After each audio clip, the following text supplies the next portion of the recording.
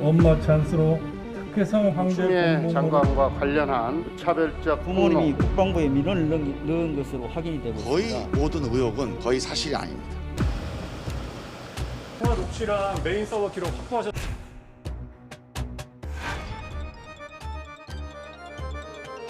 저는 민원을 넣은 바가 없고요.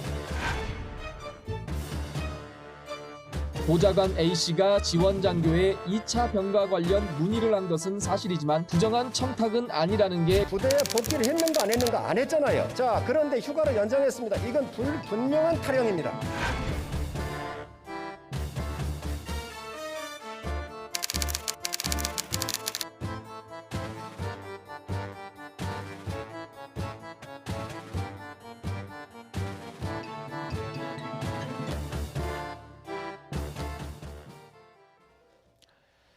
서울 동부지검이 추 장관 아들 서 씨, 또 전 보좌관, 당시 또 서 씨 소속 부대 지역대장 등 4명 모두 혐의 없음으로 불기소했습니다. 뭐 기소 유예도 있고 불구속 기소도 있고 이제 기소를 한다는 건 이제 재판을 한다는 네네. 거고 기소 유예는 이제 약식 기소도 있고요. 뭐 많습니다. 아예 네네. 불기소는 아예 할 필요가 없다라는 그렇죠. 거예요? 재판을 할 필요가 없다. 즉 혐의 없다는 혐의가 거죠. 없다. 예. 혐의를 예. 입증할 수 있는 아무런 증거가 없고 예. 또 그러니까 외계나 위계나 혹은 예. 외압에 의해서 병가를 연장하거나 휴가 신청을 했다고 볼 수 있는 그 어떠한 그런 증거가 없다라는 입장인 것 같습니다. 뭐 미복귀 역시 뭐 휴가 승인의 상황에서 벌어진 것이기 때문에 군무 이탈이 아니다. 뭐 이렇게 입장을 표명을 했는데 네네. 결국은 뭐 모든 신문 언론들의 제목과 마찬가지로 예상했던 대로다라는 분위기입니다.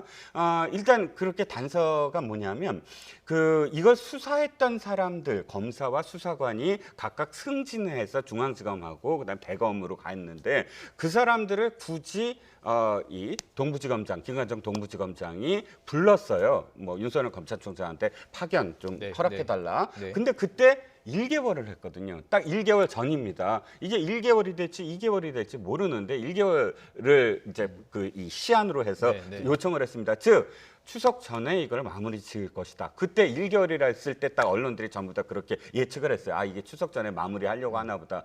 추석 딱 이틀 전에 이렇게 발표가 됐고요. 네네. 또 사실상 또 예상 이렇게 했습니다. 보좌관은 그래도 약식 기사라도 해야 할 것 같다. 예를 들어 김영란법이라든지 예. 최소한 보좌관이 나설 때가 아니지 않느냐. 네네. 라는 어떤 분위기였는데 보좌관마저도 아무 혐의가 없다 예. 해서 사실 뭐 오늘 뭐 좀 이따 말씀을 드리겠지만 이 카톡 내용만으로도 예. 사실 납득이 그러니까 동부지검이 발표한 카톡 그 문자 메시지 내용만으로도 사실은 동부지검의 지금 오늘 이 무혐의가 예. 이해가 안 가는 상황이죠. 예. 그러니까 지금 검찰 입장에서는 외압이 아니다. 뭐 정식적인 절차를 통해서 했다.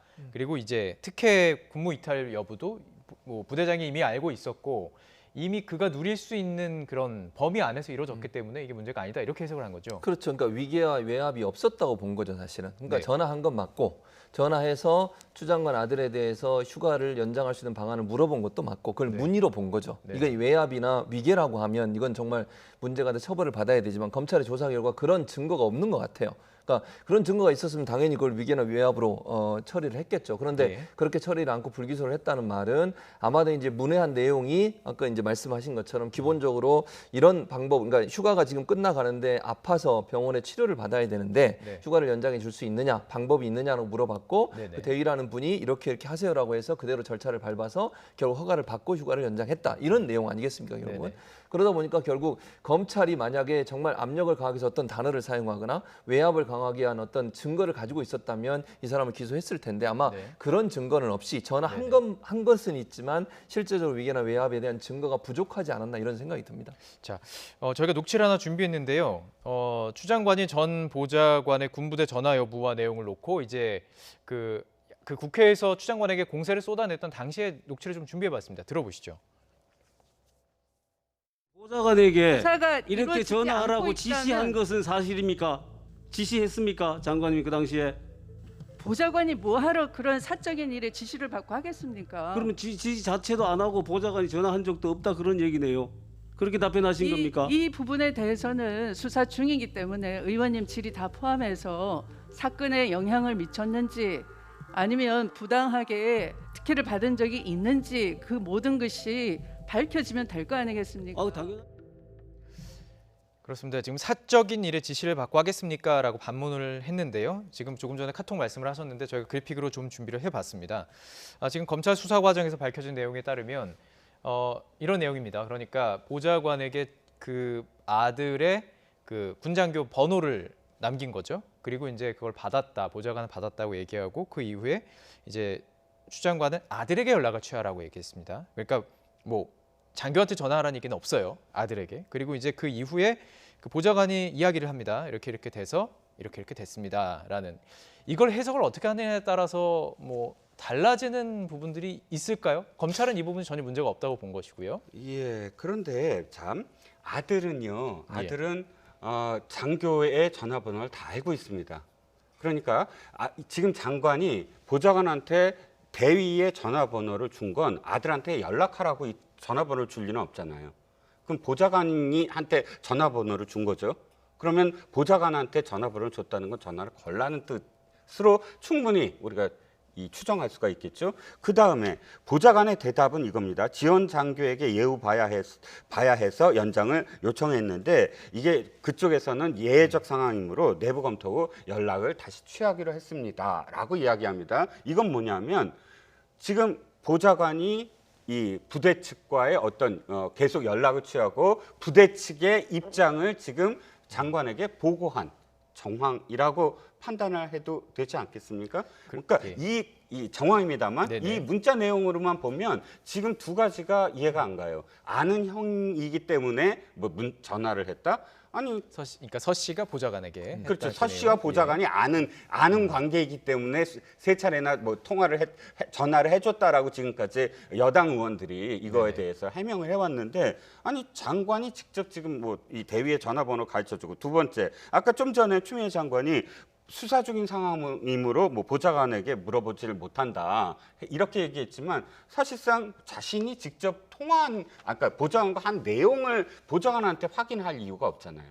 그러니까 이것도 사실은 두 가지 다 장관의 지금까지 해명과는 배치되는 것이다라는 것이죠. 이종근 평론가께서는 그렇게 해석을 하셨습니다. 이 내용을 지금 밝혀진 건 카톡 내용밖에 없어요. 그렇죠. 이게 어떤 정황인지는 아무도 모르는 상황이고요. 네, 맞습니다. 그러니까 일단 추 장관이 얘기했던 부분 중에 보좌관한테 이제 전화하라고 시킨 적이 없다라고 하는 부분은 이 내용만 보면 약간 배치되는 부분이 있어요. 그러니까 그 부분은 추 장관이 어떤 의도로 그런 얘기를 했는지 예컨대 뭐 압박을 가하라고 안 했다든지 뭐 이런 해명이 저는 있어야 된다고 봐요. 왜냐하면 이 내용만 보면 어쨌든 장교 전화번호를 주고 아들한테 연락해봐라 이 얘기는 전화를 하라는 의도로 보일 수 있는 부분이 분명히 있거든요. 그래서 이 부분은 이제 추미애 장관이 어떤 부분으로든 밝혀야 된다는 생각이 들고 다만 이제 검찰이 본 건 이런 것 같아요. 이제 그 통화했다는 내용을 얘기하고 그리고 이제 추 장관한테 보고한 내용을 보면 연장해 달라고 요청해 놓은 상황입니다. 이렇게 돼 있거든요. 요청이란 말을 그러면 압박으로 볼 수 있거냐 하는 저는 그런 생각이 들고 그다음에 예외적 상황에 내부 검토 후에 연락 주기로 했습니다. 이 말은 거기서 어떤 결과가 나오든 우리는 받아들이겠습니다. 이런 의도로 또 해석될 원래 있는 수 있죠. 규정을 물어보고 그걸 따르겠다라는 그렇죠. 그렇게 해석될 수 있는 부분도 있어요. 그러니까 요 부분만 가지고는 사실 명확하게 압박을 가했거나 외압을 가했다라고 단정적으로 얘기하기 어려운 상황이 있죠.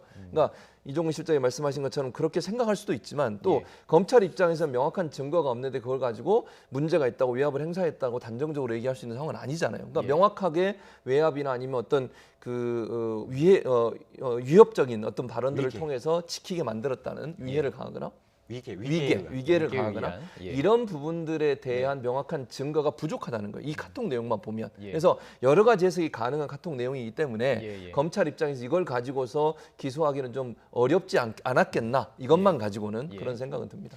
알겠습니다. 또 한 가지 이제 궁금한 것은 민원실로 걸려온 전화.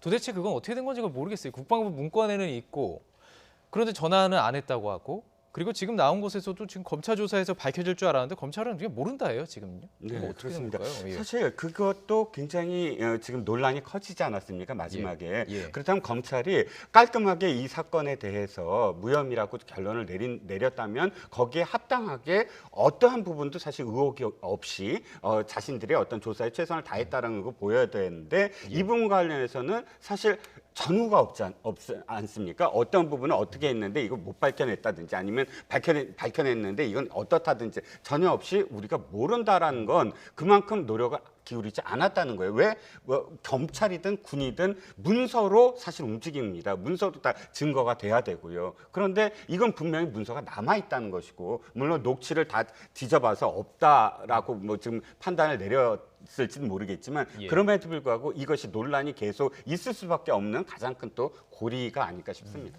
아니면 정말 녹취 자료가 없고 전화를 안 했기 때문에 없다라고 판단한 걸까요, 검찰이? 그렇게 그러니까 일단 녹취는 없는 예. 것 같아요. 녹취가 예. 있었으면 당연히 이건 밝혀질 예. 문제니까 예. 녹취를 지난번에 가져갔다 그랬잖아요. 압수수색을 해서. 근데 그 녹취록 안에는 아마 추 장관이나 추 장관 남편의 목소리가 전혀 없었던 것 같아요. 예. 그러니까 이런 결론을 낼 수밖에 없었고, 문제는 이제 이 글을 쓴 사람이 누구냐. 그러니까 민원실에 근무했던 누군가 있지 않겠어요. 그날 네. 당직하신 네. 분이.